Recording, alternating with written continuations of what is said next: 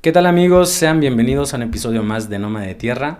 En esta ocasión estamos con Eva Lepis, arquitecta y fotógrafa. Es un gusto tenerte aquí, Eva. ¿Cómo estás? Pues es un gusto también. Muchas gracias por la invitación. Gracias a ti por darte el tiempo y el espacio para platicar un poquito de ti. Me gustaría saber un poquito de tu vida, un poquito de dónde eres. Sí, háblanos un poco de lo que has hecho estos últimos días. Pues soy un poquito de aquí y de allá, ¿no? Mi Ujú. familia por parte de mi mamá es de Chiapas, de mi papá es de Michoacán. Y entonces ellos se conocieron y se casaron en Oaxaca. Y yo nací aquí en Oaxaca. Pero por lo que en esos tiempos ellos andaban decidiendo finalmente dónde iban a vivir, pues me tocó registrarme en Chiapas. Ujú. Pero pues básicamente yo soy oaxaqueña. O sea, finalmente nací y crecí aquí, aunque de repente mis documentos dicen otra cosa. Tienes un poco de los lugares más bonitos de México, Sí, ¿no? sí, Oaxaca, Chiapas. sí, o sea, fuera de la idealización que la gente luego tiene, ¿no? Porque, o sea, de repente dice, es que la gente en Oaxaca o en Chiapas o en Michoacán es mágica. Entonces, sí, de, brillamos o qué onda, ¿no? No es cierto. Entonces, No se lo crean. o sea, o sea, sí hay muchas cosas muy positivas, ¿no? Pero también hay Claro. muchísimas problemáticas que están presentes y que de repente la gente pues no mira. Entonces, Sí, o sea, sí es maravilloso ser de todos estos lugares, un poquito de cada lugar. Pero también siempre hay que mantener los pies en la tierra, ¿no? Ver las cosas que suceden todos los días. claro.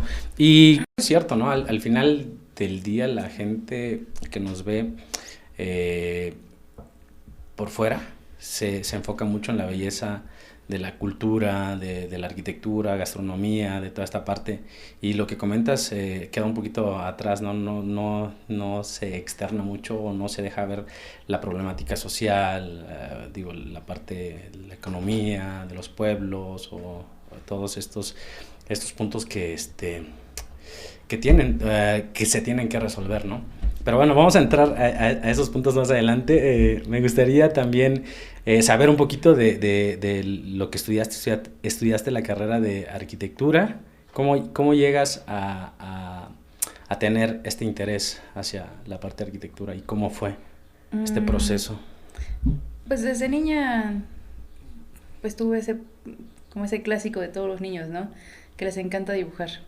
Ujú. Pero digamos, llegué a la adolescencia y seguí dibujando, entonces llevé artes plásticas, pero al mismo tiempo en la secundaria llevé taller de dibujo técnico industrial, Ajá. entonces ahí ya empiezas a tener acercamientos con la geometría más, pues más especializada, Ujú. digamos, y también como una forma de, pues, empezar a hacer dibujos arquitectónicos. En el bachillerato pues igual seguía haciendo artes plásticas, pero también empecé a llevar una especialización en dibujo arquitectónico. Ujú. Entonces ya empiezas a saber cómo hacer planos, cómo leer planos, cómo interpretarlos en caso de que tú quieras salir e integrarte al mercado laboral Ujú. inmediatamente, ¿no? Ya puedes salir como un técnico que entiende de arquitectura y de construcción. Entonces, al finalizar, eh, al finalizar el bachillerato, pues estás en ese punto en donde no sabes si irte por las artes y morir de hambre porque es Es como un camino el, difícil.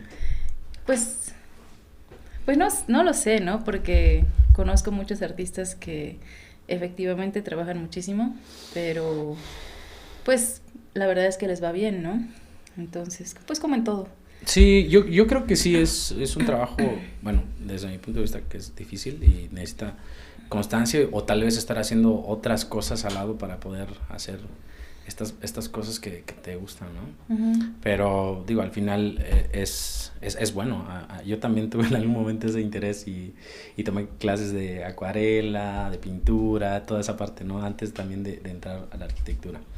Y bueno, entonces decides ya no irte por las artes como Ajá. pintura, escultura y te vas hacia la Pues es que la arquitectura. arquitectura es una carrera que tal vez te da salpicadas de todo, ¿no? Ajá. Pero es una carrera que te permite entender el mundo desde muchos puntos de vista. O sea, porque tienes urbanismo, tienes diseño, tienes formas de entender el aspecto emocional y de bienestar, de acuerdo a los espacios que habitamos. Pues entiendes de diseño, entiendes de color, entiendes, o sea, también es como Psicología. mucho, también es mucho de trabajo visual, ¿no? Entonces, tienes un rango muy amplio de disciplinas que conforman la arquitectura, y entonces, pues, desde mi punto de vista es una carrera muy completa que te permite entender el mundo, ¿no? O sea, no solamente es construcción, como de repente algunas personas podrían entender, sino que, o sea, es entender el mundo desde una manera en la cual habitamos espacios, y los espacios están determinados también desde funcionalidades hasta elementos de diseño, ¿no? Como el color, la forma, los planos. Números también, si te quieres Sí, enfocar las en matemáticas números, también, las estructuras. No están presentes en formas así como súper obvias, pero los ritmos también son números. Sí. O sea, la sección áurea está en la naturaleza, no lo ves en forma racional, pero son órdenes que están ahí y funcionan. ¿Cómo fue esa etapa de la carrera, de tus estudios en la facultad? Estudiaste en 5 de mayo, ¿no? ¿Cómo fue ese proceso? ¿Fue agradable o cómo fue esa etapa en tu vida? Pues es chistoso porque, digamos, La verdad es que el bachillerato no me gustó y recuerdo muy pocas cosas del bachillerato. Recuerdo más el taller de artes plásticas. Recuerdo más la parte del taller de dibujo arquitectónico, pero no recuerdo muchas cosas que pasaron como fuera de ese espacio.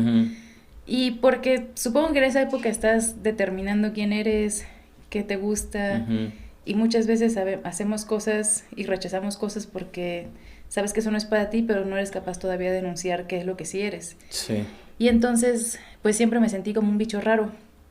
Como que es que sé que no pertenezco aquí, sé que no me gusta esto, pero no sé qué es lo que me gusta. O sea, ahora es un poco absurdo de decirlo, porque dices, ay, pues qué obvio, ¿no? Pero cuando estás en esa edad se me hace que estás navegando un río de hormonas y de incertidumbre, porque se supone que a los 18 años tú ya debes saber qué vas a hacer por el resto de tu vida. Exacto. O sea, es una presión social y de vida y de destino enorme, ¿no? Sí, es como si te hubieran aventado con paracaídas y tienes que encontrar en dónde está y no sabes dónde está el cordón, no sabes a qué hora lo tienes que abrir, pero ahí vas. Y abrirlo es una carrera, por decir, y encuentras algo más o menos que te gusta. Siento que sí, no hay un proceso de ¿cómo se puede? De acompañamiento antes de este momento de decirte, oye, ¿sabes qué? Pues existe esto, como tomar pequeños talleres o tomar pequeños cursos en el mismo bachillerato o algo así. Y sí, también yo tuve una situación así, ¿no? Estaba entre literatura y arquitectura, ¿no? Entonces es como, y de repente, pues, por mis antecedentes de dibujo, también que me gusta la construcción y toda esa parte, pues al final decidí, pero bueno, para mí que sí fue una buena decisión, ¿no? Todavía siento que sí pude tomar una decisión acertada. Y entonces en este momento empiezas como a interactuar con la fotografía, porque bueno, yo recuerdo, como estábamos platicando hace rato, que yo te conocí en la facultad, y yo recuerdo que ya tenías una cámara en la mano. Entonces empieza a evolucionar un poquito tu gusto, o lo empiezas como a juntar. Pues es que, digamos que siempre tomé fotos, ¿no? O sea, desde que era niñita. O sea, mi papá tuvo un viaje a Texas y me trajo una cámara de color verde. Como, pues muy de plástico, de color verde fosforescente. Pues parecía de juguete. Entonces con esa cámara yo me divertía mucho porque pues me podía colar por ahí, por allá, tomando fotos. ¿Cuántos años tenías en ese momento? Tal vez 8 años. Ah, mira. O sea, algo así. Entonces me compraba mis rollos y luego los revelaba y todo. Y también ya cuando tenía como unos 15, 16, me compraron una primera cámara digital, de esas así súper chiquitas, point and shoot. Y O sea, recuerdo que desde ese momento me encantaba tomar fotografías de edificios. Ajá. O sea, no gente, edificios. Ok. O sea, me gustaba, es que es chistoso porque, sí, o sea, ahorita me estoy acordando de eso. Me gustaba tomarle fotos a los templos, Ajá. a los campos de cultivo. O sea, en esa temporada no tomé muchas fotos de gente. Eran más como de espacios. ¿Y tenías como una idea de hacer algo con esto o simplemente eran fotos como que se te ocurrían? O sea, me refiero si estabas haciendo como una carpeta Pues, de ciertos temas para hacer como una exposición o no sé. no necesariamente. O Ujú. sea, era más como... Era un disfrute. Claro. O sea, ahora que lo pienso, era el disfrute Ajá. de ver un muro. Sí. Es que los muros son hermosos. Sí. O sea, un muro grande, liso, es hermoso. Ajá. Entonces, a lo mejor, no sé, otras personas no lo van a entender, pero un muro es algo hermoso. O sea, un volumen es algo hermoso. Entonces, yo recuerdo que en esos años me encantaban los volúmenes. Ajá. O sea, como volúmenes muy simples, muy Sí. clásicos.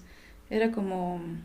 ¿Como cuál? O sea, era un disfrute estético, Ajá. nada más. Y era en Oaxaca. Ya era en Ajá, Oaxaca. sí, o sea, los templos, por ejemplo, Claro. o sea, son volúmenes que de Ujú. repente tienen elementos ornamentales, pero Ujú. básicamente son unos volúmenes muy directos, Ujú. muy visibles, porque finalmente como están conformados por un atrio, está el volumen de la nave principal, las torres, los campanarios, o sea, son formas como muy definidas que de Ujú. repente tienen salientes, tienen entrantes y entonces la luz, el sol a las diferentes horas impacta de diferente manera y entonces crea sombras y recuerdo que eso me gustaba mucho, o sea, de una forma muy simple, Claro. me gustaba mucho. ¿Cómo empiezas a percibir eso? Porque pues obviamente no todos tienen la sensibilidad y hay como algunos chistes por ahí de ¿cómo quieren cómo quiero que me tomen la foto? Porque tú ves algo más allá. Ajá. Y cuando alguien toma la foto, la toma así como descuadrada, sin la luz y todo.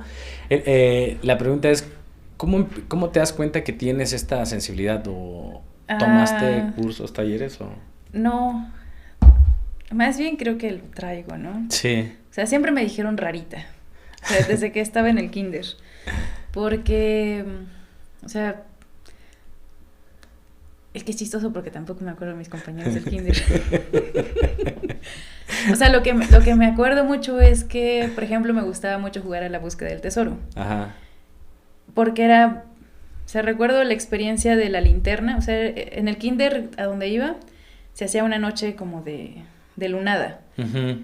Y entonces pasábamos la noche ahí, llevabas tu casa, tu cobijita. Ajá, o tu cosa para dormir. Entonces había como un concurso en donde envolvían regalitos, o sea, como cosas muy simples, Sí. ¿no? Pero finalmente eran regalitos en papel dorado Ajá. y los escondían en partes de la escuela, así como en los jardines, en las macetas, Sí. en los muros, así Ajá. como en las esquinitas. Y entonces pues todo era negro, o sea, era de noche. Y con tu lamparita pues ibas buscando todo. Entonces, o sea, recuerdo que esas cosas me emocionaban mucho. También recuerdo que a la hora del recreo me gustaba mucho subirme a la parte más alta del kinder Ajá. y ver a los niños, o sea, porque en el centro en un extremo del patio había como una especie de caracol Ujú. donde era el asta de la bandera. Ok. Y entonces me gustaba ver cómo los niños se metían por ahí y jugaban, entraban por un lado y salían del otro lado. Y cómo jugaban en el patio y se subían a la resbaladilla. Pero me gustaba verlo de lejos, ¿no? Así como que, ajá, allá hay niños, y allá hay esto, y allá hay el otro. Como la composición o como Ajá. cómo se desarrollaba Ajá. la historia, ¿no? Y luego también me acuerdo mucho de Chiapas. Ujú. Allá, antes del calentamiento global, Ajá. el clima era muy frío. Entonces yo recuerdo que, o sea, dependiendo del tiempo, ¿no? Hacía mucho frío o llovía muchísimo. Entonces amanecía y abrías la ventana y resulta que había una neblina súper densa. Entonces veías el farolito ahí y todo era así como gris alrededor. Entonces de repente veías una persona caminando a acercarse al farol y luego más adelante, un par de metros después, desaparecía. O sea, era de ese tamaño la neblina, ¿no? Ajá. O sea, ahorita Muy un denso. ejemplo se me ocurre decir, ¿cuál? Silent Hill, la película. Ajá. O sea, como de esa densidad. Realmente no veías más allá de unos metros. O cuando luego llovía, se caía el cielo y entonces, en términos generales, era un clima muy frío, Sí. que de repente hasta te dolían en los huesos. ¿Qué parte de Chiapas es? San Cristóbal de las San Casas. Cristóbal. Ujú. Entonces, pues la arquitectura también, o sea, nuevamente la arquitectura Ujú. responde a las necesidades climáticas.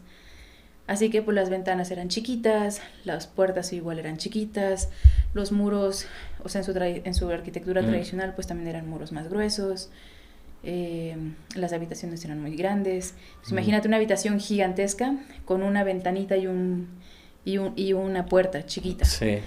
Entonces, pues yo recuerdo que eran habitaciones oscuras que de repente Ujú. tenían entradas de luz muy puntuales.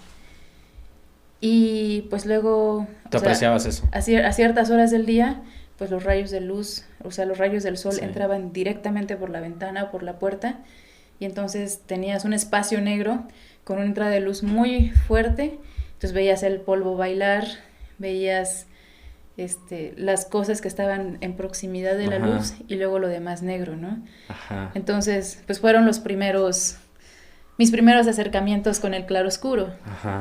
O sea, y ya después en la secundaria, cuando conocí a Caravaggio, era así como que, wow, mira esto. Ya podías entender Ajá. un poquito más. O sea, pero recuerdo que cuando era niña me gustaba sentarme. Ajá. O sea, sentarme en las escaleras o sentarme en un rincón y ver cómo el polvo... Observar. Ajá, sí, simplemente observar las cosas. Sí. ¿Y cuándo empiezas? Trabajaste en la construcción, ¿no? Un poquito antes de entrar ya a la fotografía. O sea, pero ¿cuándo empiezas a profesionalizar? Te comento lo de la construcción porque eso era tu trabajo anteriormente. Pero ¿cuándo empiezas ya como a vivir como de tu profesión o profesionalizar la fotografía? Pues que esto es interesante, ¿no? Ajá. Porque la verdad es que nunca me gustó la escuela. O sea, porque tenía que hacerlo, lo hacía y sacaba buenas calificaciones, pero la verdad es que siempre odié la escuela. ¿Eras aplicada? Sí, ¿O eres aplicada? sí, pero como el sistema de estar sentada en un lugar y estar ese como... me costaba mucho trabajo. O sea, yo pienso que tengo por ahí una hiperactividad no diagnosticada. Pero me cuesta mucho trabajo estar en un lugar encerrada. Entonces yo necesito moverme. O sea, estoy aquí un ratito, pero en un rato voy a tener que salir y regresar. Claro. Entonces, recuerdo que el kinder era súper cómodo, ¿no? Porque estás ahí, vas para allá, vas para acá, regresas, estás a tu modo. Y llegas a la primaria y lo primero que te dicen es, te sientas en este lugar y no te mueves en 6 horas. Y entonces yo regresé a mi casa y dije, no, pues, papá, no me gustó la escuela. No voy a estudiar. Ya lo pensé. Ya lo decidí. Ya lo decidí. Y gracias por decirme que vaya. Sí, pero pues no, mi papá me dijo así de muy buena manera, tu único trabajo hasta ahora, hasta que cumplas 23, es terminar la universidad. Entonces... Así que después de eso tú haces lo que quieras. Así que me la tomé muy en serio. Total que... pues sí, me eché todos los años de escuela, aunque la verdad es que sí los odié, porque pues no...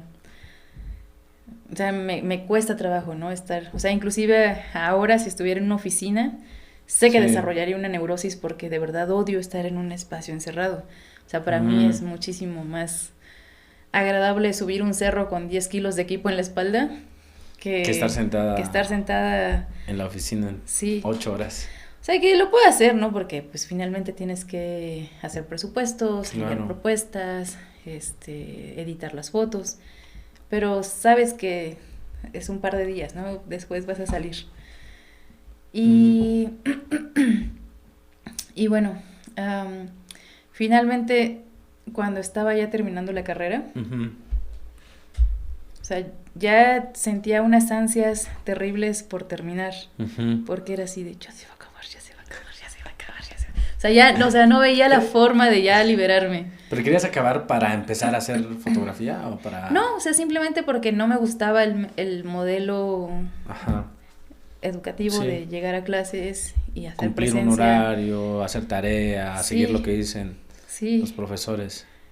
Y sobre todo también ese tema de que de repente hay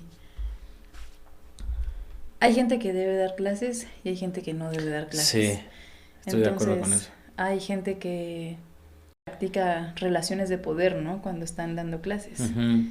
O sea, recuerdo que cuando estaba en la primaria habían algunos maestros que yo decía, ay, que se enferme, que yo me enferme, que nos accidentemos en el camino. O sea, como diferentes cosas porque o tenías miedo Sí. o tenías muchísima resistencia a llegar a la clase o hacías la tarea y eres cuadro de honor, pero porque tienes miedo Sí. de las consecuencias.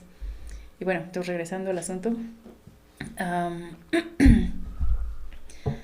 O sea, recuerdo que, o sea, empecé a tomar clases de fotografía. Bueno, es que hay una cosa muy importante que sucedió durante la carrera y que no sé si tú te acuerdas. ¿Te acuerdas de la revista Fac de Arc? Sí, sí, sí, claro. Ah, bueno, pues estuvo chido porque... ¿Tú participaste? Sí, éramos puros raritos en esa revista. O sea, ¿ustedes empezaron esa revista o cómo fue? No, yo no empecé. ¿Tú? O sea, yo no. Ah, ok. O sea, yo me uní. Ok. Porque yo no fui de las personas que la crearon y la conceptualizaron y todo. O sea, yo eventualmente me uní. Ujú. Pero a través de esa revista fue que conocí, por ejemplo, a Jorge Santiago. No sé si te acuerdas de un volumen donde salen Adán y Eva. Dos personas desnudas. Sí, sí, sí, sí, sí, sí, ajá. Bueno, pues la foto de esa portada la hizo Jorge Santiago. Ujú. Y él, de hecho, o sea, su hermano es dueño del Café Nuevo Mundo. Ujú. Entonces, y además en la esquina del Nuevo Mundo también está el Centro Fotográfico Manuel Álvarez Bravo. Ajá. Así que, o sea, ya sabes, se van amarrando las cosas, ¿no? Claro. Entonces, la revista rebelde, rara y súper experimental, o sea, porque habían páginas que estaban escritas en espiral. Ajá, sí, O sí. sea, entonces tenías que darle vueltas para Ir poder leyendo. leerla. Regresando al punto de... Entonces regresamos al punto. Entonces, pues estaba esa revista súper experimental. Ajá. O sea, básicamente, la revista se llama Fac de Arc, como Fac de Arc. Facultad de Arquitectura, Ajá. como de la forma más evidente.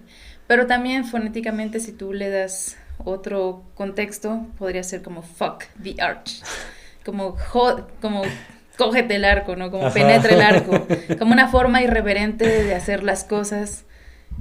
O sea, sí estaba pensado así. Sí. Ajá. Sí, entonces era así como que, esta es la forma correcta. Pues, Pero tú dile. vamos del otro lado. Ajá. Entonces, fue una cosa, pues, que a mí me gustó mucho, ¿no? Porque, pues, era hacer las cosas de la forma no tradicionalmente correcta. Sí. O sea, si lo correcto es esto, pues, no en un sentido de rebeldía, de, vamos a hacer las cosas porque... Es como experimentar, ¿no? Hacer Simplemente como una experimentación. innovar o tratar de Como hacer vamos a algo. ver qué pasa, ¿no? Ujú. Inclusive creo que hoy en día sigo con esa forma de decir, vamos a ver qué pasa, vamos Sí. a ver a dónde nos lleva, vamos a ver qué sucede. O sea, Ujú. muchas veces en mi trabajo también le digo a la gente, vamos a ver qué pasa. Vamos a ver qué pasa. O sea, porque sí, evidentemente tienes que llegar con una idea y con un plan, Sí. pero creo Estar que abierto. mantener las cosas dentro de esa caja, pues puede ser muy limitante. Entonces de repente es importante decir, bueno, vamos a ver qué pasa si hacemos esto. Sí, dar ese chance de que cosas nuevas surjan, ¿no? Ajá. Y entonces, pues está la portada de Adán y Eva, que están atravesando el arco. Y entonces... Vamos a buscarla y la ponemos ahí en... Y entonces, pues resulta que la portada la hizo Jorge Santiago. Ajá. Entonces, un día yo estaba en el Nuevo Mundo y de repente sucedió que Jorge Santiago estaba al ladito ahí, Ajá. pues en la barra de café. Y le pregunté, oye, ¿cómo estás? Que mira, que qué gusto verte. Y y Ajá. nos pusimos a platicar. Y le dije, mira, pues que yo hago fotografía, pero pues no es nada como real, porque, o sea, lo haces por gusto, pero como no tienes una formación tal cual, Ajá. pues de repente uno mismo también dice, pues me falta educación, ¿no? Me falta como pulir o me falta aprender cosas. Técnica o algo así. Ajá. Entonces le dije, pues me gustaría aprender. Y la verdad es que no le dije eso como para que él se viera forzado a decirme, yo te enseño. Ajá. Sino que de la manera más generosa y espontánea que Jorge Santiago tiene de decir las cosas, digo, pues llega al centro fotográfico, llega al laboratorio y ahí te enseño. Y yo, ¿en serio? Sí. Las cosas se dan... Y así fácil, o sea, me empezó a enseñar fotografía. Entonces, pero, o sea, todo empezó a través de esa revista, ¿no? Que ahí de la facultad. Y luego, después de Jorge, tuve otro maestro que se llama Fausto, que de hecho actualmente es el director del Centro Fotográfico Manuel Álvarez Bravo. Y que además de ser un fotógrafo realmente muy bueno, pues también como ser humano es una persona muy generosa, que si tú te acercas, pues te va a explicar todo lo que tú necesites, ¿no? Y pues no sé, o sea, supongo que eso también tiene que ver con que son espacios del maestro Toledo. Ajá. Que él pues fue un mecenas y una persona increíblemente generosa a la hora de otorgar espacios, de otorgar materiales, libros, educación, y que todavía la filosofía sigue, ¿no? A través de los espacios que él fundó. Que hace rato estábamos platicando también que el Iago, uno de los espacios también de maestro Francisco Toledo, es uno de los lugares con los que tú tienes una buena conexión, ¿no? ¿Me quieres platicar un poquito de eso? Sí, o sea, otra de las cosas o sea, como otro de los espacios que recuerdo de cuando estaba en el bachillerato, es el Iago. O sea, yo prácticamente, o sea, yo salí de la escuela, no sé, como a la 1:30, entonces agarraba el camión que iba de Viguera, del Coao de Pueblo Nuevo, al centro, ya me bajaba, iba al Iago, y ahí me la pasaba por lo menos un par de horas, ¿no? ¿Y cómo descubres el Iago? Porque tenías como 16 años, dices, ¿no? ¿Cuántos años? Fíjate que eso no me acuerdo.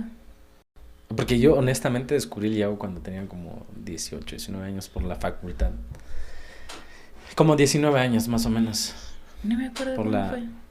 Tal vez me resguardé de alguna lluvia. Ajá. No lo sé. Es un espacio muy bonito. Porque sí, la verdad es que es un espacio muy lindo, muy tranquilo, muy sereno. Se siente como la buena energía ahí cuando estás. Es que es un lugar muy pacífico. O sea, tú entras y por un lado sabes que tienes que guardar silencio, entonces le bajas 3 rayitas a tu intensidad. Y entonces entras así caminando súper lento y así súper despacito, ¿no? Porque no quieres perturbar a los que están leyendo. No, y aunque no haya nadie, es como un espacio que te inspira eso, ¿no? Sí, o sea, como que no haga ruido. Y yo recuerdo que tenían un área de literatura, tenían el área de pintura, o sea, como unos volúmenes bellísimos de pintura europea, de pintura mexicana, o sea, es como, o sea, libros de cine, libros de fotografía, libros... y bueno, y también por la arquitectura, pues igual iba prácticamente todos los días, ¿no? Porque resulta que, pues, vas a visitar la sala de arquitectura y... O sea, yo recuerdo que soñaba con... y todavía es mi sueño, publicar un libro con Taschen. Ajá. Fíjate que... o sea, son libros bellísimos. Sí. Y seguramente súper caros de producir, pero... Sí. Fíjate que, bueno, con lo que vas contando, hace rato decías que igual y no te gustaba tanto meterte a estudiar. Digo, siempre es importante, yo siempre he dicho, ¿no? El estudiar te hace las conexiones. O sea, el hecho de estudiar arquitectura te hace todas esas conexiones que dices de la revista, del Iago, o sea, todo este proceso y tal vez no es lo que vas a hacer para siempre, pero te hace la conexión con lo que realmente te gusta, ¿no? O sea, tú vas, como es un medio para llegar a hacer las cosas que te gustan. Sí, pues es lo que te decía, la arquitectura se me hizo como una plataforma muy importante para entender el mundo, ¿no?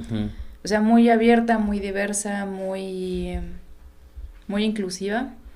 porque, o sea, sí estuve trabajando un tiempo en obra, Ujú. pero cuando empecé a trabajar en fotografía me di cuenta de que las posibilidades eran muchísimo más grandes, ¿no? O sea, es un abanico enorme de gente a la cual tú puedes alcanzar.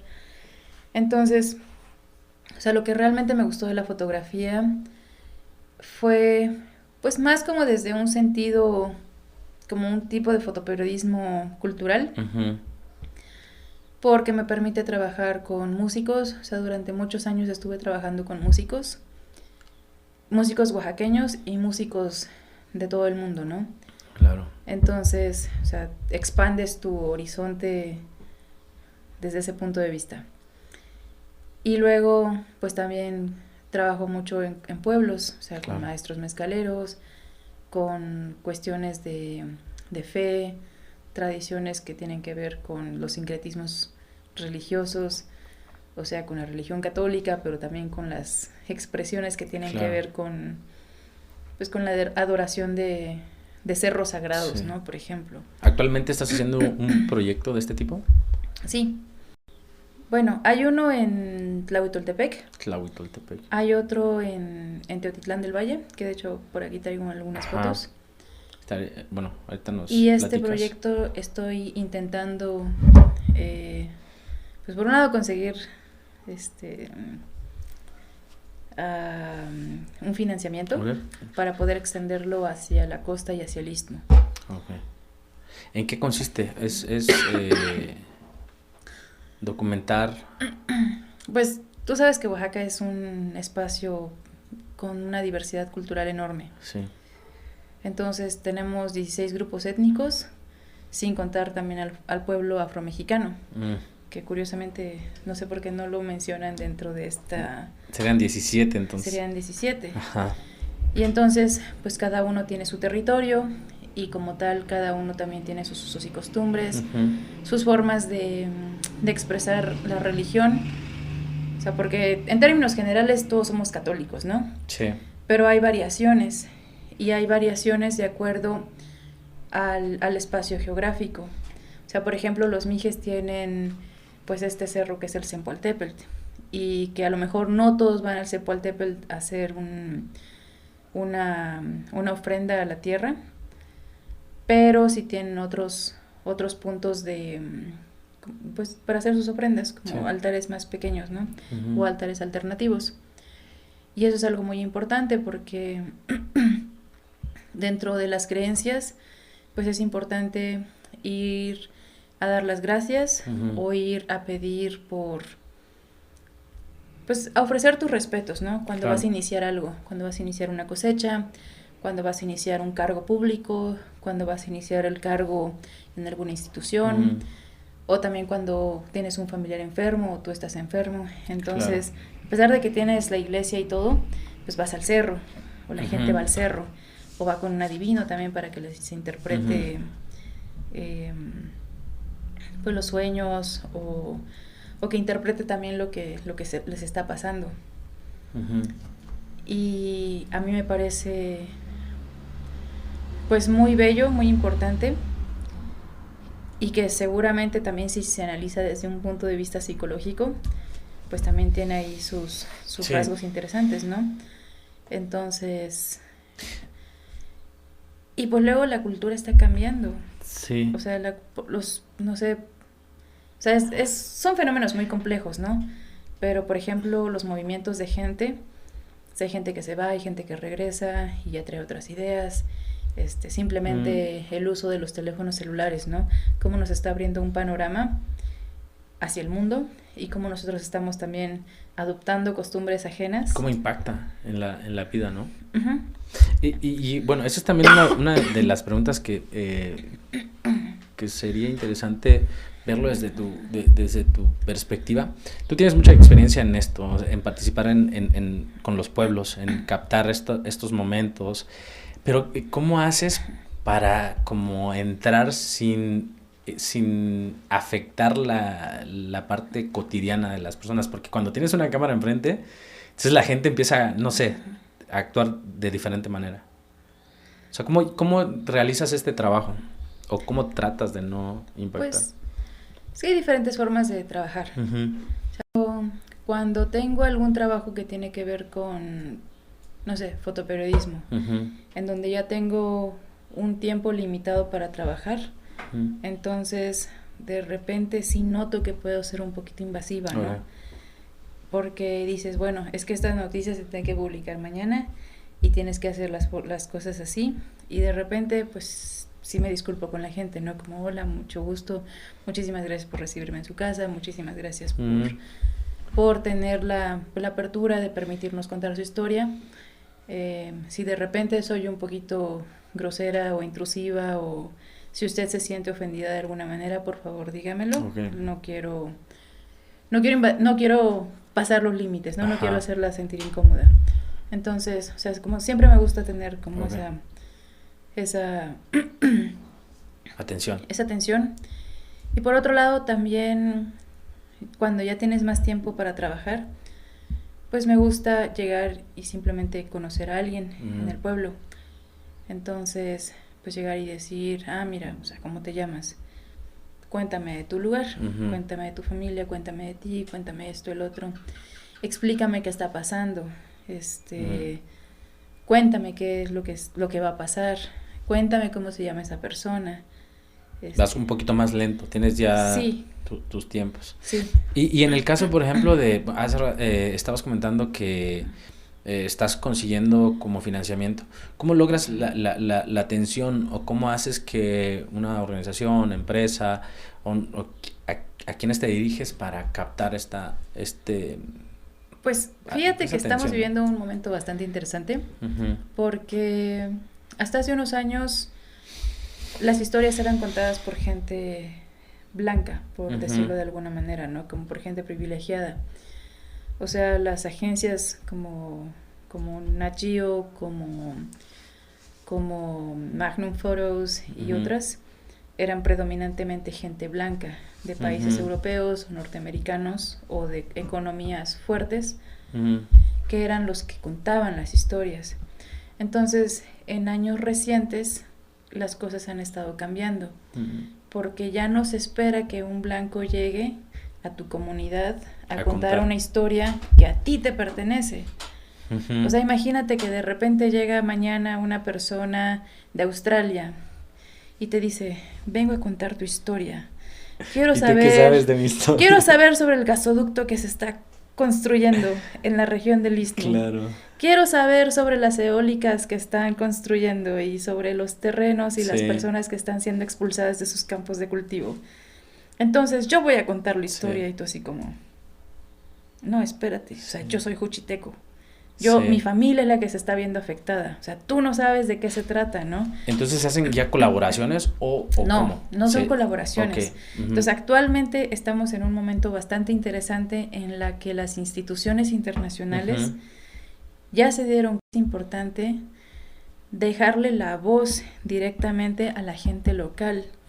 O sea, no que un extranjero llegue a contar la historia, sino que la gente del pueblo diga, esta es mi historia, esto es lo que yo tengo que decir, cosa que se me hace pues muy importante, o sea, como una actitud de empoderamiento, porque ya no es alguien, o sea, yo estoy, por mi trabajo, estoy como en el medio, ¿no? Porque de repente me toca ser productora de talleres y también productora para diferentes medios que vienen a fotografiar o a grabar videos o series o cosas, desde asuntos noticiosos hasta asuntos de entretenimiento. Entonces, hay gente muy consciente que llega y me pregunta, ¿cómo está el asunto? Y yo, mira, el asunto es así, así, así, así, así y tal, desde mi forma de entender las cosas, ¿no? Porque yo no soy... A pesar de que soy oaxaqueña, pues mis raíces no son oaxaqueñas, y aunque tengo experiencia en esta comunidad y en esa comunidad, definitivamente soy una persona ajena al espacio. Entonces no me puedo apropiar esos espacios, no puedo decir que yo los conozco. Y aparte es tu punto de vista, ¿no? O sea, te requieres de diferentes perspectivas para hacer un concepto amplio. Sí, o sea, definitivamente lo mejor que puedes llegar a hacer un lugar es callarte y observar, escuchar, aprender, en lugar de llegar y decir, es que las cosas se tienen que hacer así. Sí. Cosa que me ha pasado con también algunas otras personas, ¿no? Que llegan y es que nosotros trabajamos así y queremos mezclar la blusa de Tlahuitoltepec con el huipil del Istmo y es así como, no, es que se ve muy bonito así, yo soy como, no, Sí, y de como repente que... sácalos de ahí y es complicado, ¿no? Y eso como dándote un ejemplo muy sencillo y muy fácil. Ujú. Entonces, pues he visto esos contrastes, ¿no? Entre gente de fuera que viene y aprecia las cosas desde un punto de vista pues muy comercial, Claro. muy de producción, de tenemos una semana para grabar aquí y luego nos vamos a ir a, no sé, a Belice y luego nos vamos a ir Ujú. a Chile y porque Ujú. están haciendo un show de Latinoamérica, ¿no? Ujú. Entonces, Sí. Y cómo, por ejemplo, en ese sentido, cómo se ha dado el trabajo has trabajado con CNN, ¿no? ajá, Y National Geographic. ajá. Eh, ¿cómo, cómo, cómo es el trabajo ahí? ¿Te dan chance o de que tú hagas tu trabajo como lo planteas ahorita? ¿O ellos tienen una forma de hacer las cosas? Pues es que más allá de hablar de instituciones particularmente, Okay. creo Ujú. que es importante hablar de personas Ok. particularmente, ¿no? Porque es como si dijéramos, todos los mexicanos son bien Sí, chingones, o todos los mexicanos son súper sensibles, o son puede unos generalizar. cabrones. Entonces, hay gente que es definitivamente muy sensible y muy abierta a recomendaciones y a las explicaciones locales. Y hay gente que definitivamente también ya trae una forma de trabajar Claro. muy... Es que nosotros trabajamos así. Entonces sí como que sí, pero es que eso no va a funcionar aquí. Sí. O sea, yo recuerdo una persona que de repente estaba así como que quiero trabajar con gente de la sierra Ujú. y quiero exportar cierta cantidad de productos, como cierto número de toneladas, pero no están aquí, o sea, no han llegado, ¿a qué hora van a llegar? Y tú así como que, ¿cómo te explico que tienes que aprender a ser paciente y esperar? O sea, pero Estás si estás hablando con una persona que viene de un país en donde los minutos se cuentan porque son dinero y por un montón de Claro. razones, ¿cómo le Y, a- dices, espérate 40 minutos, una hora o 2 horas, y ¿no? aparte el transporte, o sea, todo, o sea, en Oaxaca y en un pueblo, pues no sabes ni cómo van a llegar, si hay un espacio en donde van a caminar, a tomar o sea, es Sí, complejo. me tocó ir a Santa María, no, Santa Margarita, ahí se me fue el nombre, en la región Mije. Ujú. Entonces se cuenta, tienes que llegar a Yutla y de ahí tomar una desviación y de esa desviación subir a Santa Margarita y pues Ujú. todo eso es camino de terracería. Entonces mientras tomábamos un descanso, uno de los agricultores, o sea, pues tomábamos la sombrita, ¿no? Y de repente, de alguna manera salió el tema de que su esposa tenía cáncer. Mm. O sea, nos llevó 8 horas llegar hasta ese lugar en un camino así como todo súper traqueteado. O sea, si tú estando sano, sientes lo pesado del viaje porque, o Sí. sea, vas así como entre piedras y todo. A una persona que tiene cáncer, que tiene que bajar desde ese pueblo, llegar al hospital, recibir su tratamiento de quimioterapia, Sí. o simplemente todo el papeleo que tuvo que hacer antes de ser diagnosticada y para que finalmente pudiera recibir su tratamiento. Y luego cada ocasión que tiene una cita, o sea, todo el Ujú. dinero, todo el esfuerzo físico, todo el esfuerzo emocional que Ujú. eso implica. Entonces, o sea, de repente siento que hay gente que, o sea, simplemente oaxaqueños, o sea, que siempre estuvieron en la ciudad, Ajá. que nunca tuvieron que tomar un camión, que nunca tuvieron que, o sea, son cosas que a lo mejor de repente no entienden.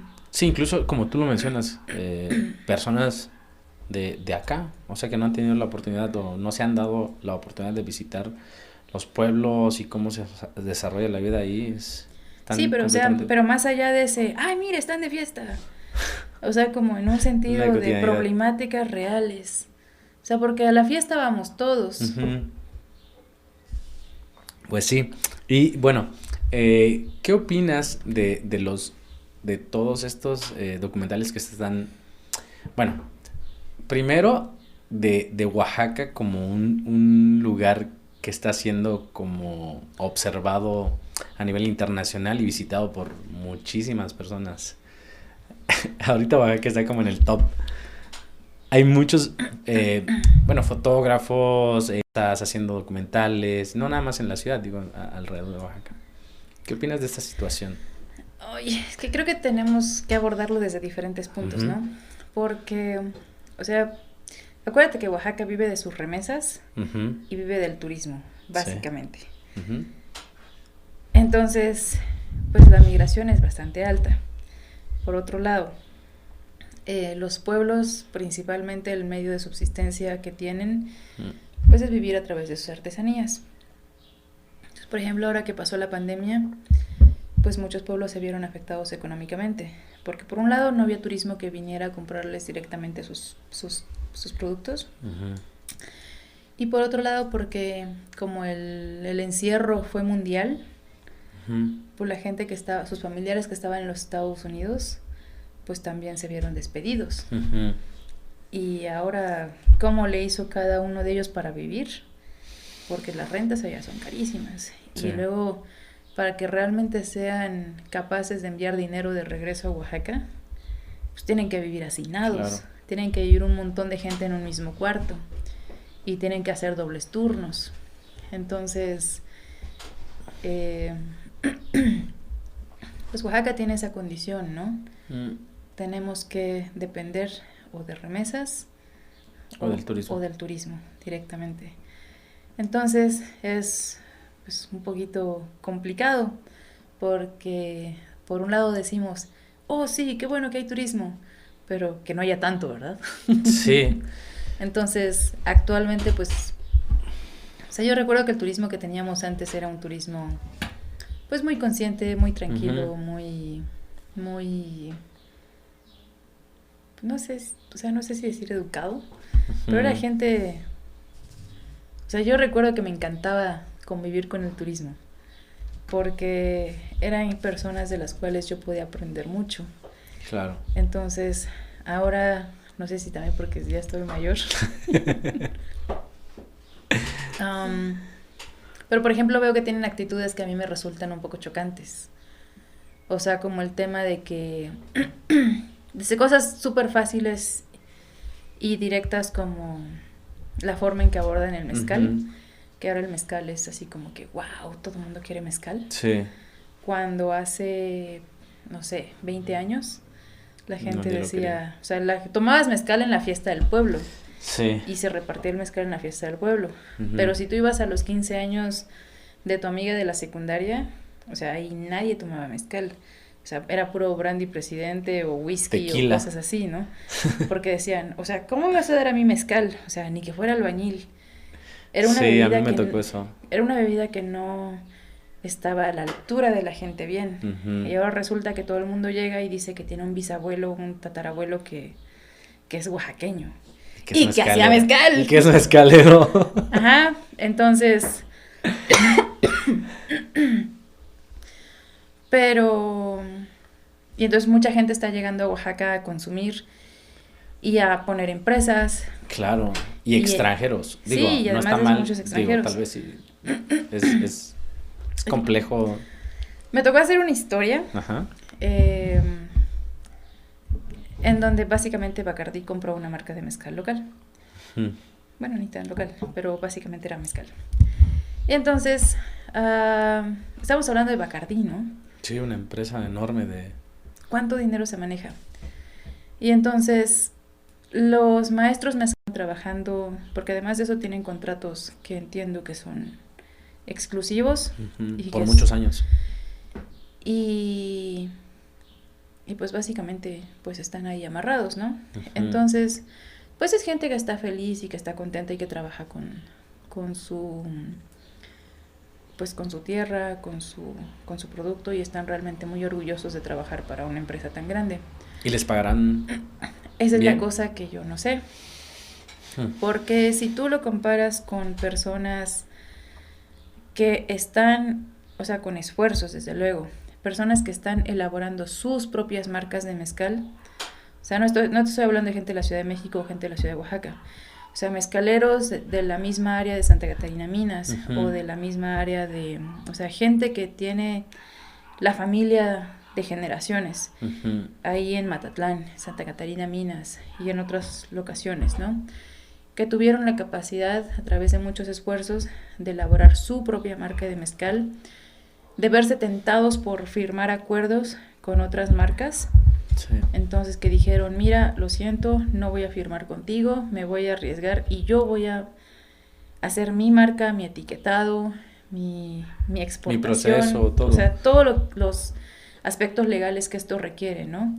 Entonces sí, efectivamente arrancan con dificultades, pero que a lo largo de los años tú ves que están creciendo y que ves que que empiezan a tener una fábrica, que empiezan a tener pues una casa más grande, Ujú. que empiezan a tener sus vehículos. Equipo. Sí, entonces, o sea, a mí me llena de orgullo ver esas Sí. familias y conocerlas porque pues te lo dicen así, o sea, sin pelos en la lengua, nos costó trabajo.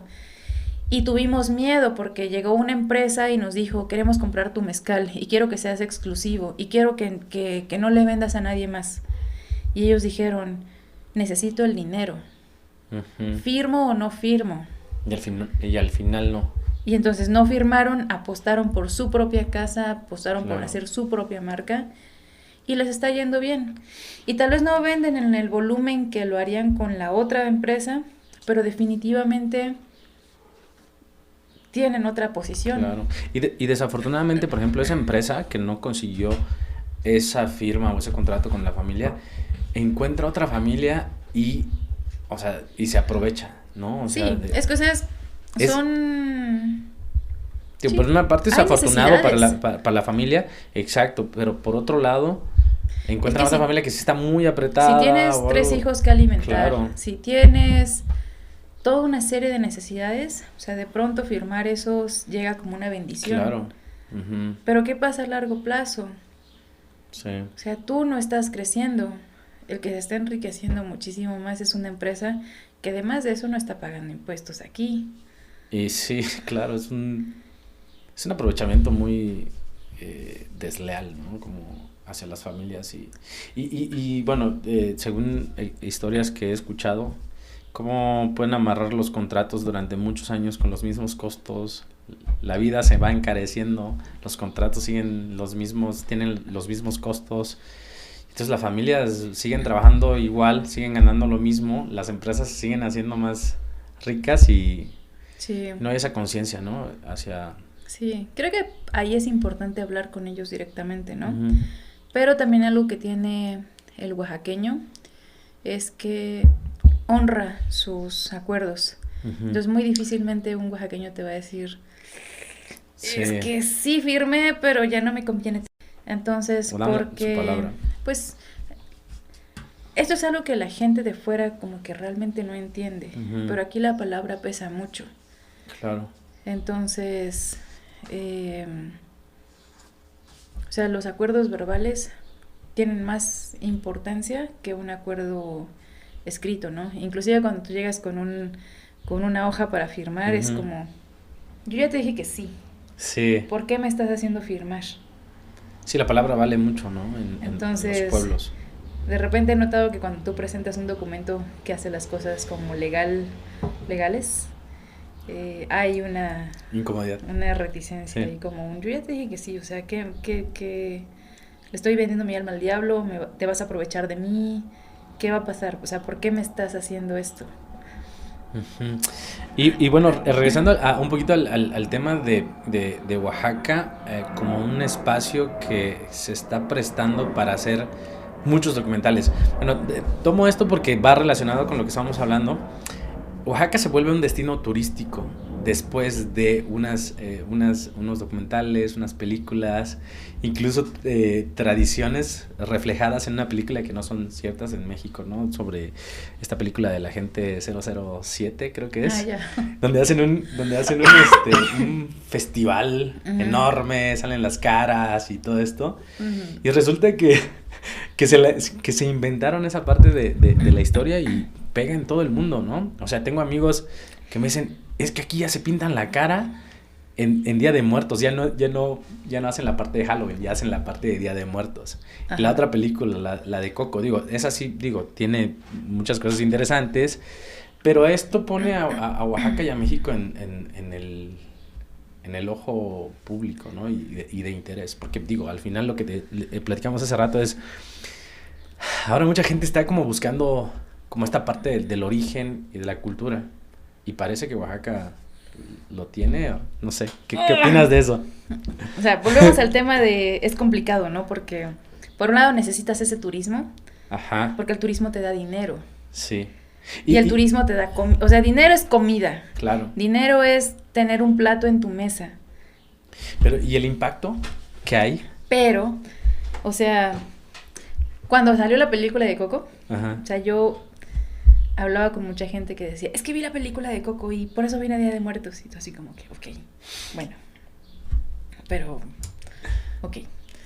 Y entonces, o sea, Oaxaca, o sea, yo como fotógrafa inclusive, Sí. escojo los momentos de buena luz, de buena composición, personajes interesantes, personajes que con su fuerza de carácter Uh-huh. te resumen como, no sé, el mensaje que tú quieres comunicar. Y entonces de la misma manera pues hace Netflix y hacen los diferentes canales de televisión y de medios de comunicación. Uh-huh. Y entonces pues a través de sus historias cuentan que el mezcal, que el Día de Muertos, que la guelaguetza, o sea, como muchísimas cosas, ¿no? Y entonces la gente llega aquí con una idea muy idealizada. Uh-huh. Y sobre todo con una estelada. O sea, por ejemplo, no sé si tú estés de acuerdo conmigo en esto, pero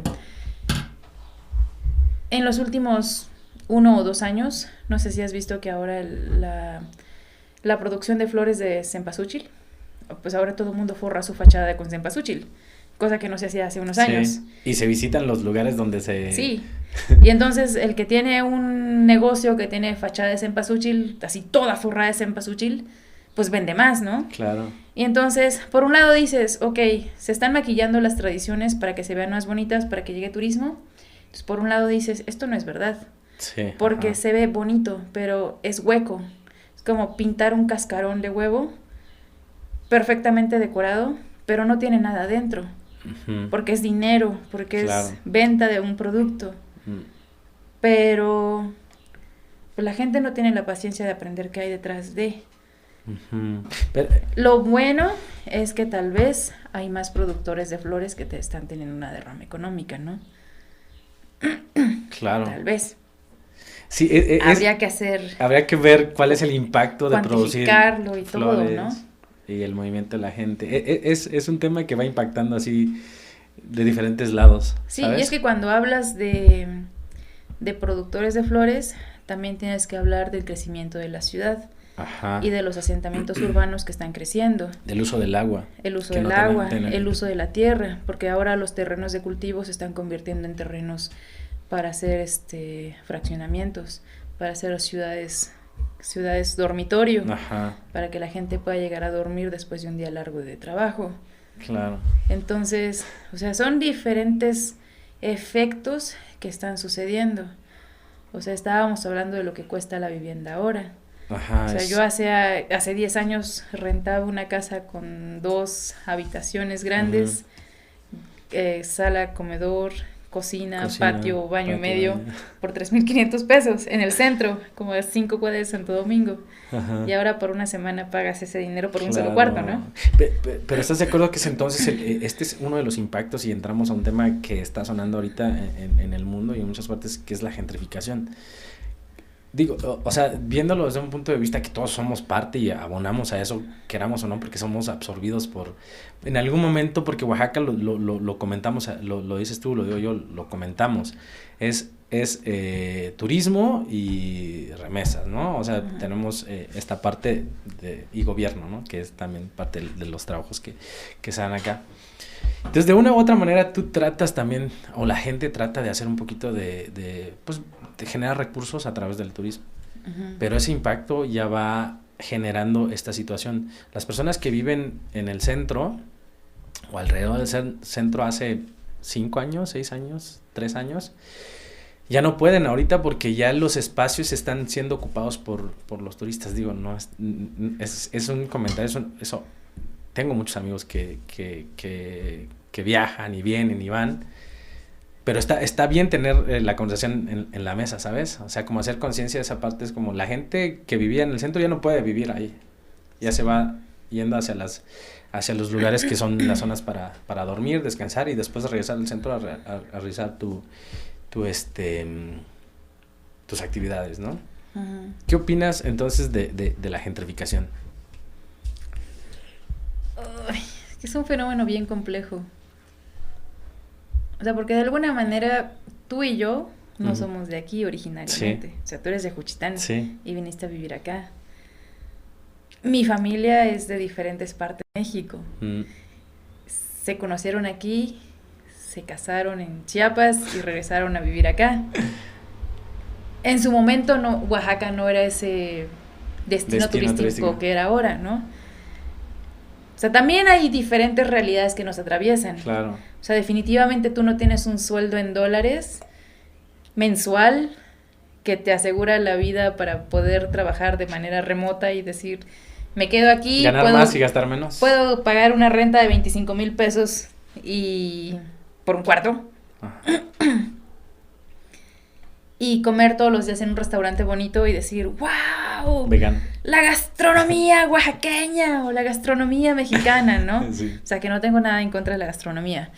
Pero, o sea, actualmente, o sea, yo me acuerdo que algo que disfruté mucho durante mi tiempo de escuela en arquitectura es que nos mandaban a galerías y nos mandaban, o sea, no que te mandaran, ¿no? Sino como que, o sea, yo recuerdo que era una vagabunda y que me metía por todas partes. Me metía a las vecindades, me metía, o sea, donde veía una puerta abierta me metía, ¿no? Ujú. Y entonces descubrí muchas vecindades. Y ahora esas vecindades ya son hoteles exclusivos, Son fresas. donde una noche mínimamente te cuesta 5,000 pesos. Sí. O sea, hay hoteles que cuestan 20,000 pesos una noche. Sí. O sea, estamos hablando que compañeros que son diseñadores, o sea, compañeros de escuela que son diseñadores, en las ofertas de trabajo les ofrecen 6,000 pesos mensuales. ¿Cómo comparas eso? O sea, ¿cómo esa persona de 6,000 pesos mensuales va a competir contra una noche de hotel que te cuesta 5,000 pesos? Sí, ese es un insulto. O con un restaurante que por sentada te está cobrando 500 pesos, Ujú. 300 pesos mínimo. Claro. O sea, por un desayuno 300 pesos. Entonces, Sí. es complicado porque, Pero, ajá. o sea, tú estás regido por la economía local.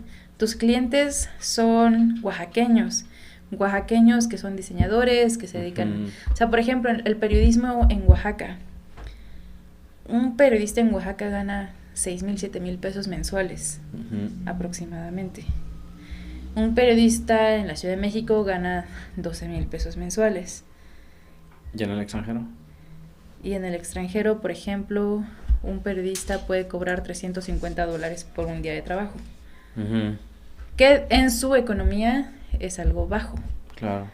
Porque allá, por ejemplo, una renta te puede costar $2,000 Ajá. al mes. Entonces, digamos, se compara, ¿no? Claro. Entonces, por eso gente que viene de los Estados Unidos o de países europeos, en Oaxaca ve un paraíso. Sí. Porque, o sea, definitivamente el dinero que ellos ganan allá no les rinde. Pero aquí se dan la vida Cómoda. de reyes. Sí, de reyes.